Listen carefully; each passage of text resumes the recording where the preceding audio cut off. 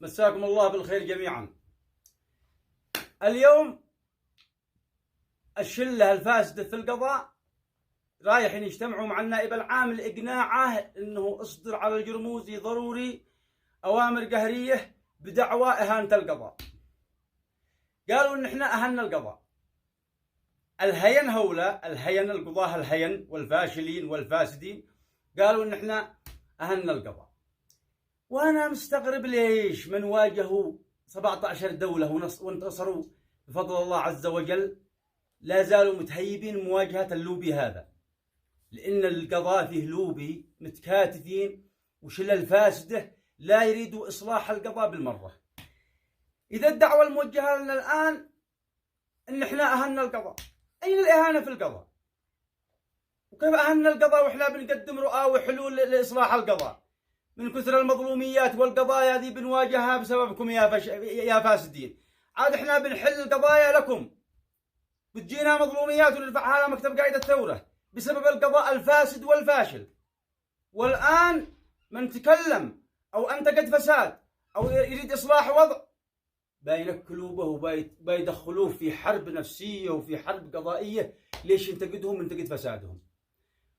بحط لكم الآن نموذج لفساد لرئيس محكمة وقضاة وكلام نيابات وصل بهم الجرأة إن قد أصدروا أحكام واستولوا على حقوق ناس، ومن ضمنهم أخوه النائب العام القاضي عبد الله الديلمي. وهذه القضية عندي من رمضان، وإحنا بنحاول كيف نوصف المساكين هؤلاء لا يطمروا فوق بيوتهم يخرجوهم بسبب إيش؟ الحكم اللي قد أصدرها العريقي هذا رئيس المحكمة ونطقه بدون أدلة، بس إنه مستند إلى أخوه النائب العام وزور وكالة اسم الورثة تزوير وكالة وخلاهم يبصموا على ورق على بياض صافي بحجة انهم بيخرجوا لهم رواتب لوالدهم، ويخليهم يبصموا على ورقة بيضاء ويصيغ من خلالها الوكالة ويبيع البيت. قد باعوا البيت حقهم والأرض لاثنين مشتريين. والمتورط في القضية أخوه النائب العام. الليل يا نائب العام بيقنعوك الآن، أنا أريد أن تظهر أمريكا الآن، يظهر الديلمي النائب العام أمامي يواجهني. هذا بس نبذة بسيطة من فساد القضاء والنائب العام. أما لو دخل في عالم الوشلي ومحمد عبد الله الأكوع كم غطى عليهم باي يروح فيها. أنا أتمنى أن يتواجه أنا وياه أمام قائد الثورة أو أمام الشعب في قناة بث مباشر. أما القضاء الفاسد من هو اللي يتجاوب مع القضاء؟ وهو فاسد. أصبحت قطاع خاص، أصبح القضاء قطاع خاص يتصرفوا كأنها شركة خاصة. شركة خاصة ينكل بخصومه يبطش بخصومه يزور ينتعل يصدر قرارات يصدر توجيهات يصدر أحكام.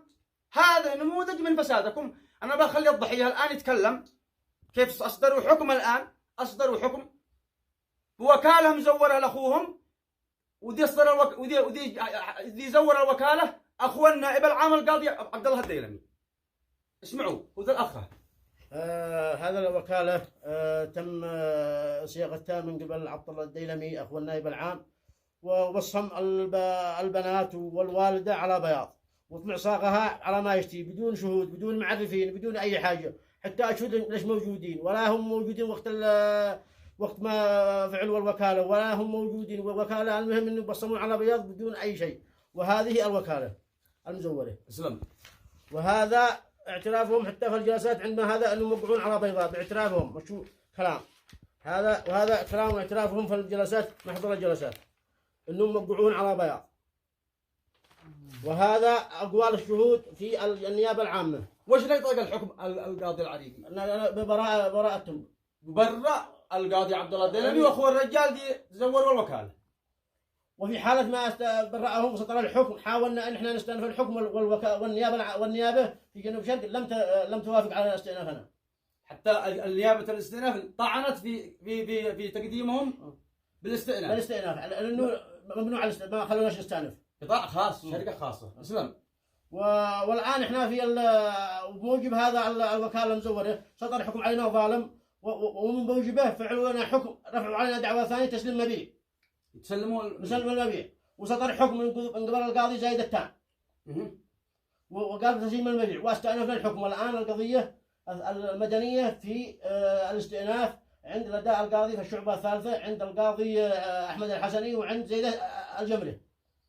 واليوم حضرنا الجلسة، وهن في اليوم كان معه 31 جلسة في هذا، وكلهن بعد شهر موعد الجلسة، إلا حق هذا في كل أسبوع جلسة. مستعجلين على بيع البيت. بيعين على البيت، لأن قد الرجال باع مرة ثانية، وش يسلمون البيع. مؤخرين الجلسة. اسلام هو ذاك مؤخرين الموضوع القضية الجنائية قد لها سنة مأخرها، يعني ما قد حركوها ولا إلا جلستين، قد لها مدة سنة.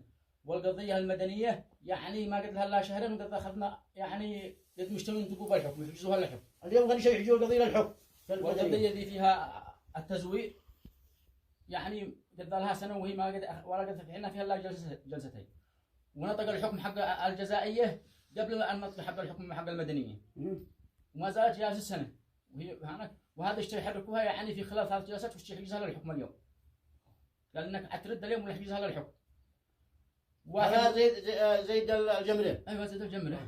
القاضي زيد الجمري قد معاهم حكم الآن مسبق من القاضي العريقي، والآن يطلعوا حكم في الجلسة القادمة حجزها للحكم. أيوة. يستأنفوا حكم قاضي زيد الثاني. ولا قبلوا منكم الطعن ولا قبلوا منكم الاستئناف. قبلوا مننا الاستئناف حق المدنية، لكن مستعجلين بالهذا علشان يقتلوه. ما قد حضرنا جلستين في المدنية، وش يشتروا الحكم فيها. والورثة ما هم بلا لهم علم بالقضية هذا كامل. ما في بداية تمام، ما من الحين عالمين الورثة، لكن ما في البداية ما هن دارين بشيء.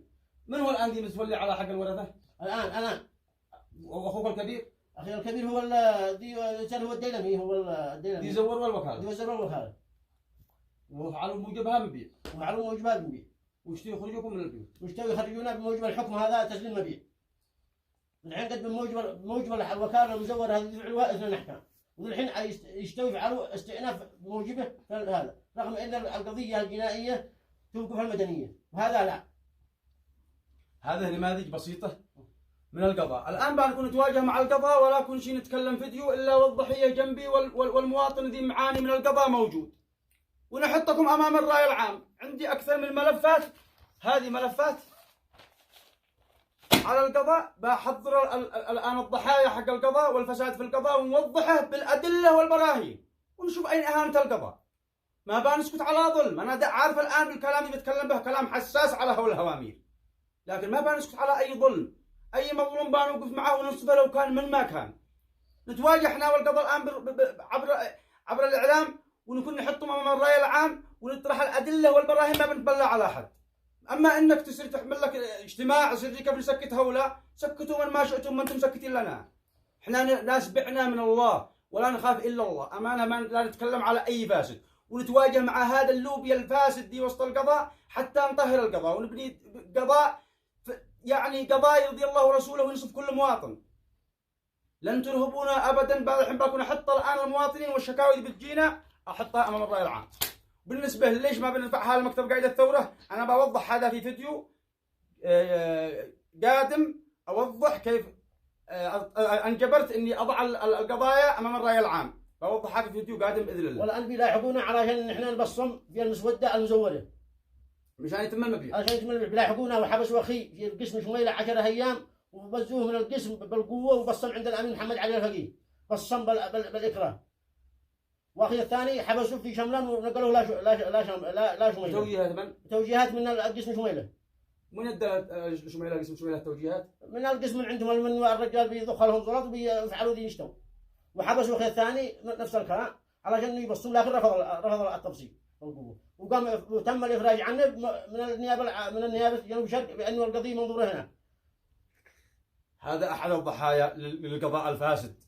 بنضعكم أمام الآن، نجيب المواطنين ونشرح مظلوميتهم من القضاء، ونجلد أي قاضي من أكبر كبير لا أصغر صغير، لا ما نشوف إحنا اتهمناكم بالحق ولا بالباطل. وهذه القضية